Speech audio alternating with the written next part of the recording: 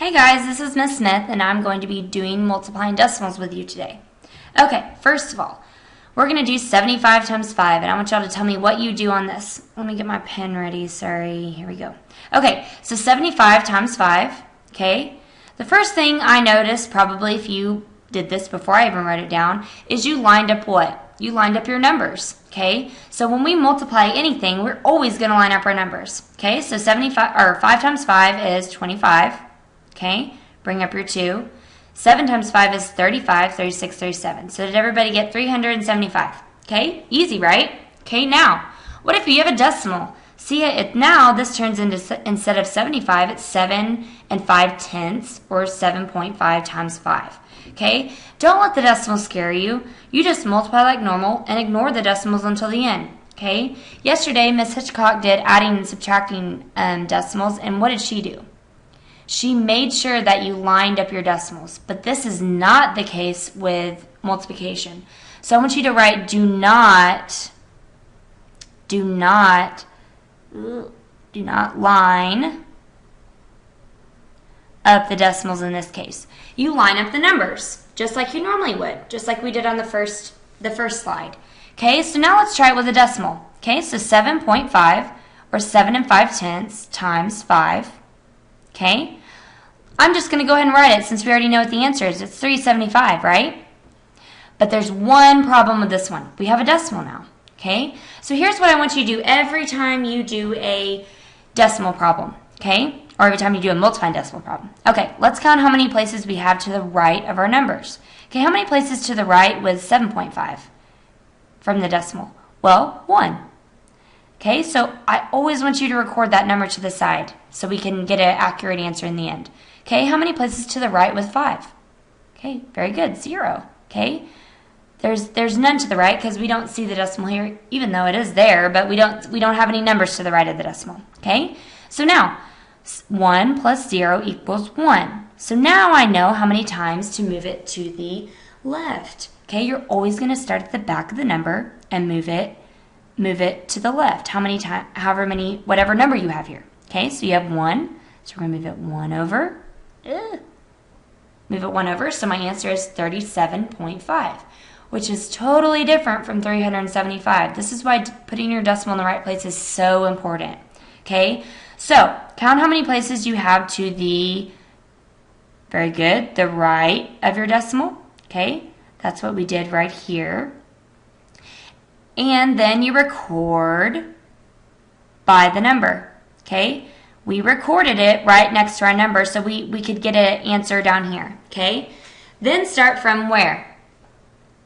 The back of your answer and move which way? Which way do we move the decimal from the back? Very good, the left. Okay, so we moved from the back of the number to the left. I know my handwriting is so awesome. Okay, here we go.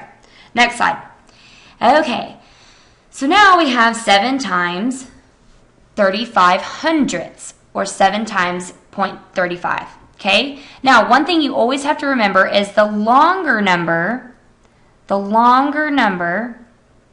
always goes on top. It's just easier. Okay, now, so this one would be, which one's longer, 7 or 35 hundredths? Very good, 35 hundredths, okay?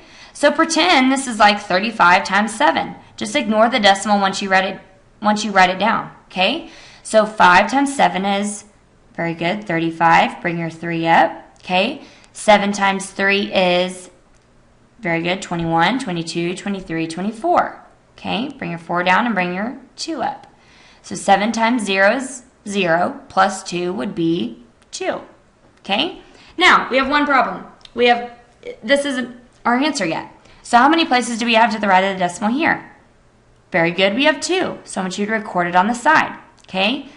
How many places do we have over here? Well, I don't see the decimal, so there's going to be 0, okay? Now, what is 2 plus 0? It would be 2. Very good. So which way are we going to move it now? Awesome. You're going to move it from the back of your answer 2 times over. So 1, 2. So your answer is 2.45. Very good. So my answer is 2 and 45 hundredths. Awesome. Okay? Next slide.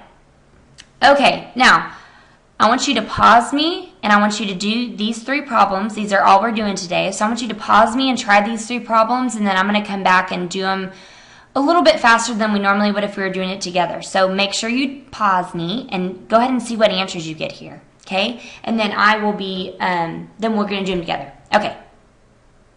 Okay, so you should have paused me. And now let's think through this together.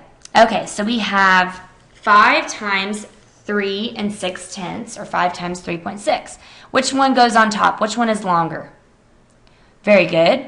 3 and 6/10 is longer, so we're going to do 3 and 6/10 times 5. Now, what did you line up? You line up the numbers, okay? Not the decimals. Awesome. Okay, here we go. So 6 times 5 is 30. Okay, bring up the 3, 15, 16, 17, 18. Okay, so is my answer 180? Nope, because we need to record our places to the right of the decimal up here. So how many places do I have? Very good, you have 1. Okay, 5, I don't see any. Very good.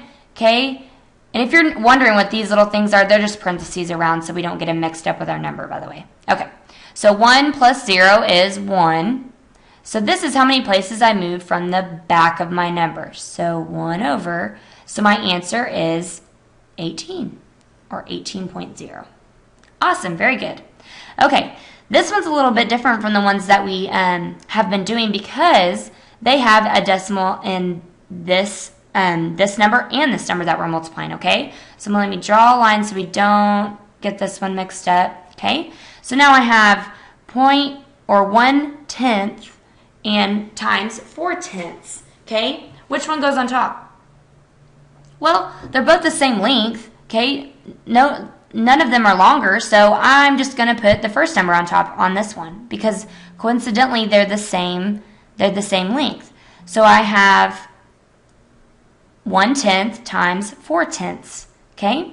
So now I'm just going to multiply like normal, so it's really 1 times 4, okay? So 1 times 4 is 4, and then 0, okay? Don't forget your placeholder. This is a time that we have a kind of a 2 numbers here that we're multiplying, so don't ever forget your placeholder. So 0 times 1 is 0, and then 0.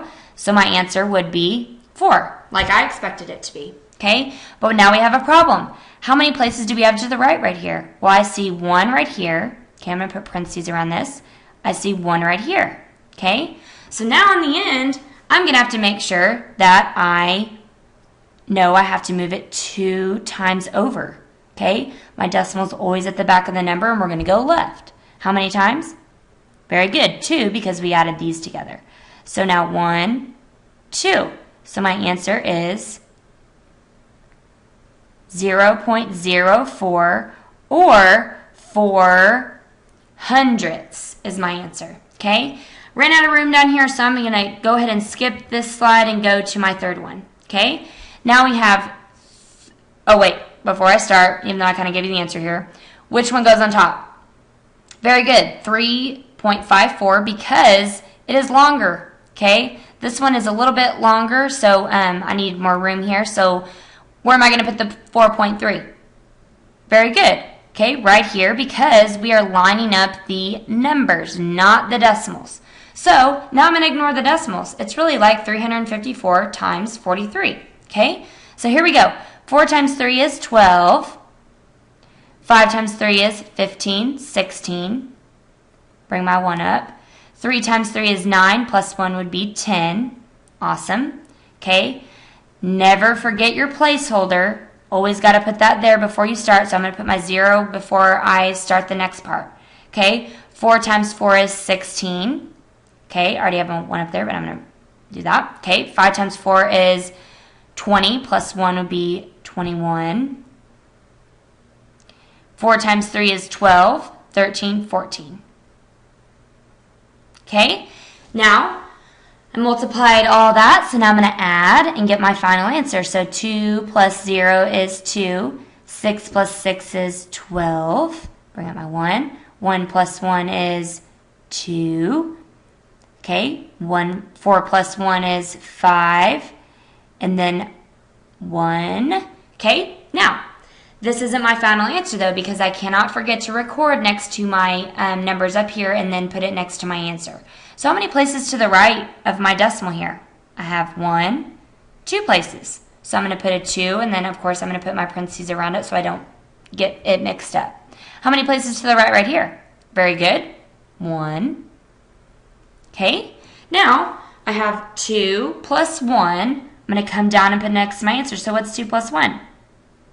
Very good. 3. Okay, so how many places do I move it now with my answer? And where do I start?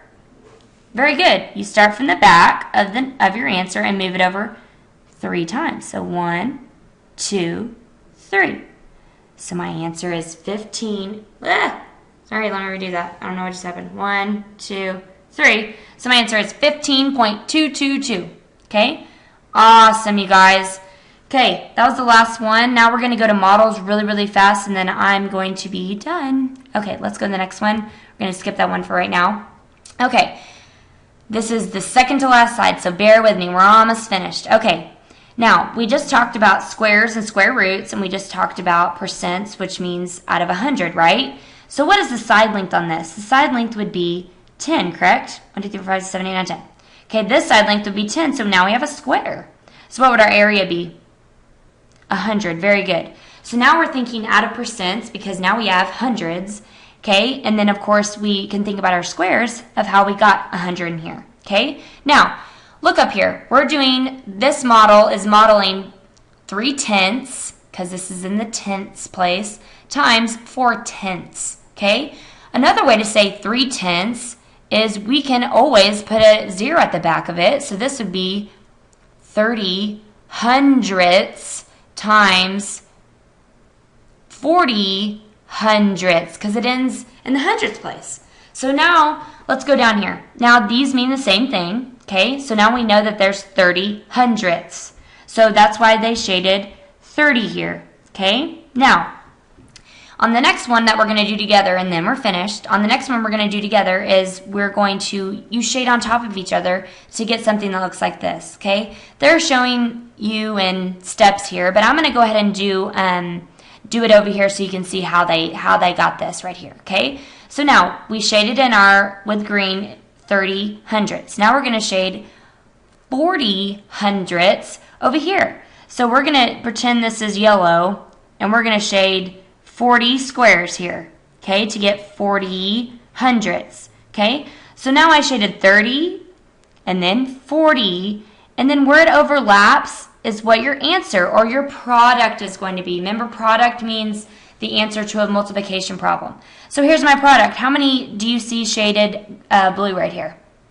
1, 2, 3, 4, 5, 6, 7, 8, 9, 10, 11, 12. Very good. So 12 hundredths is my answer. Okay, very good. Oh, hello. I'll run the next one. Okay, here we go. Now, you know that we just went over that. What is this? Here we go.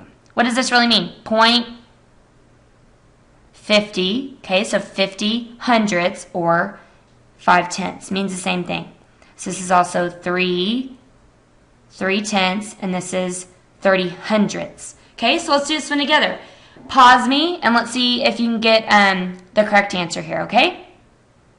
Okay, so you're back, and I hope that you shaded 50 squares for 50 hundredths. So we're going to shade 50 squares right here. So 1, 2, 3, 4, and then the fifth row, so this would be 50 squares you shaded, okay?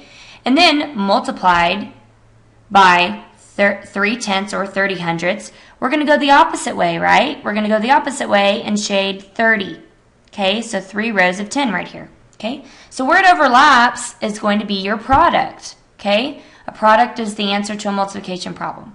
So here, how many do we have? 1, 2, 3, 4, 5, 6, 7, 8, 9, 10, 11, 12, 13, 14, 15. So your answer should be 15 hundredths, because where does your 5 end? In the hundredths place. And there's 15 out of 100 here. Okay, awesome, you guys. Y'all did such a good job. I can't wait to see you tomorrow.